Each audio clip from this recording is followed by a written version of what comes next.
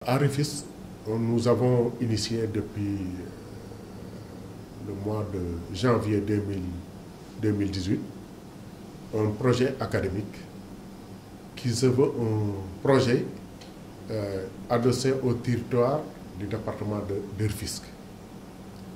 Et ceci, grâce à l'appui du projet ADEM, projet d'appui au développement de l'enseignement moyen dans la région de Dakar, qui est financé par la coopération française. Pourquoi ce projet? Nous avons pensé que le développement du secteur de l'éducation et de la formation dans le département de Rufisque doit se faire par une planification à court et à moyen terme. Et avec tout ce qu'on connaît dans ce département en termes d'investissement au plan national, avec tout ce qui est prévu dans le département, l'éducation ne pouvait pas être en reste si nous voulons véritablement que les enfants du département bénéficient de toutes ces réalisations en termes d'université, cité du savoir, cité des sciences, etc. etc. C'est pourquoi nous avons pensé qu'il fallait concevoir un outil de planification qui pourrait porter le développement du secteur de l'éducation et de la formation d'ici 2022. Et nous avons démarré par un document de diagnostic qui a été élaboré grâce à nos techniciens au niveau académique. Et ce document de diagnostic a proposé quand même 4 grands axes qui devraient constituer le squelette du projet académique. Et ces 4 grands axes tournaient autour de la promotion des sciences, l'amélioration des méthodes pédagogiques,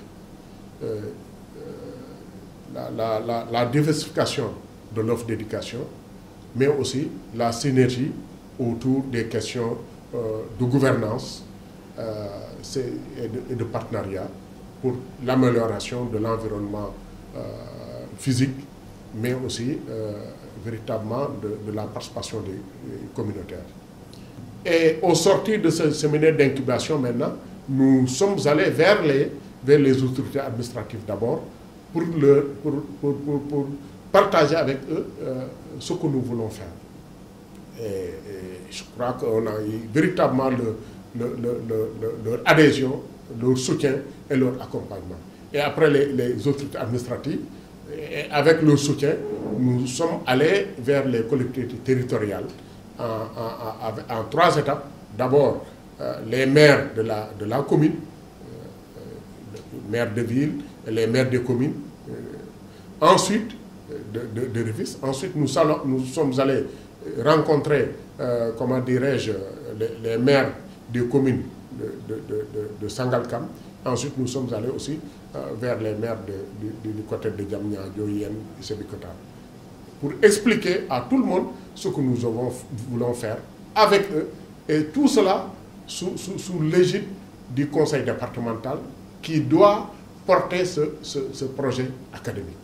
Nous avons maintenant organisé des forats territoriaux pour partager avec toutes les communautés sous l'égide des maires, et ces forats, je le rappelle, ont été organisés par les IF, mais financés par les maires, à partir aussi d'un document de diagnostic qui fait l'état des lieux contextualisé dans chaque commune.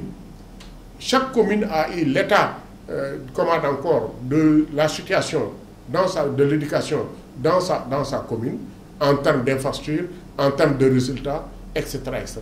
Et véritablement, ces forats territoriaux ont été un franc succès parce que cela nous a permis aussi véritablement d'avoir un engagement sans faille des maires et qui ont même commencé à mettre en œuvre certaines activités. Et après ces forats maintenant, nous sommes allés rencontrer véritablement la société civile et les structures porteurs d'ambition. Nous avons rencontré les syndicats, nous avons rencontré les organisations qui s'occupent de handicap, mais nous avons rencontré aussi des structures telles que Génération Foot, et nous allons terminer maintenant par le port urbain de Diamniadio. Et véritablement, nous avons mis en place maintenant une équipe de rédaction qui a commencé véritablement à peaufiner le document, et nous avons été accompagnés dans cette phase rédactionnelle, dans tout le processus d'ailleurs, par une expertise internationale avec 2 experts qui nous mis à notre disposition par l'AFD, 2 experts français qui nous ont accompagnés durant tout le processus. Et présentement, au jour le jour, maintenant, nous sommes accompagnés par un expert national en la personne de M. Ngari Faye, ancien IA de Dakar, qui nous accompagne aussi dans la rédaction du projet Altermi. Et au moment où je vous parle, nous avons déjà présenté la première mouture de ce projet aux directeurs nationaux. Et dans les jours à venir, l'équipe technique restreinte va se retirer pour procéder à la dernière mouture du projet qui sera maintenant proposée en validation sociale. Et ça sera la grande messe où tous les acteurs qui ont été conviés dans la rédaction de ce projet vont se retrouver pour véritablement apprécier ce dernier document, et ce qui nous permettra d'intégrer les dernières remarques pour présenter ce document dans sa dernière mouture avant de le présenter maintenant au ministre de l'Éducation nationale. La deuxième phase maintenant, qui accompagne l'élaboration de ce projet académique 2019-2022, c'est la phase de contractualisation. Au finish, ce que nous voulons, à partir de ce document de planification, amener les IA à contractualiser avec les maires de leur circonscription. Et après tous ces contrats maintenant, l'IA va contractualiser avec le conseil départemental et avec aussi le ministère de l'Éducation nationale.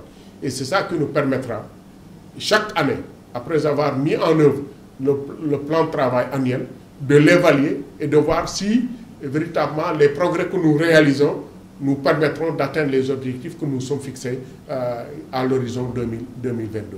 Voilà véritablement ce que nous voulons mettre à la disposition du département de Rufisque comme contribution qui permettra sans nul doute de faire des pas au système éducatif et de formation dans ce département.